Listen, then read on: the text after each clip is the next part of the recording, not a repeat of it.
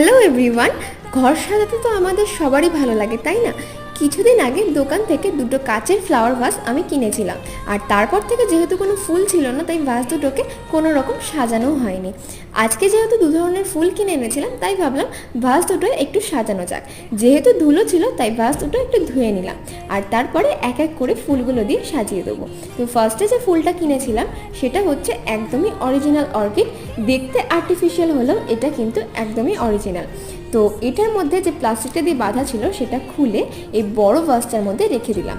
আর আরও যে ফুলটা কিনেছিলাম সেটা হচ্ছে তিনটে তিন কালারের ব্যাঙ্গালোর রোজ, আর এই রোজগুলোকে এই সরু ভাসটার মধ্যে রেখে দিয়ে দুটো ভাসে অল্প অল্প করে জল দিয়ে দিলাম।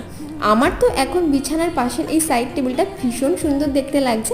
তোমাদের কেমন দেখতে লাগছে তোমরা কমেন্টে অবশ্যই জানিও, আর চ্যানেলে নতুন হলে চ্যানেলটাকে অবশ্যই সাবস্ক্রাইব করে দিও। আজকের মতো টাটা।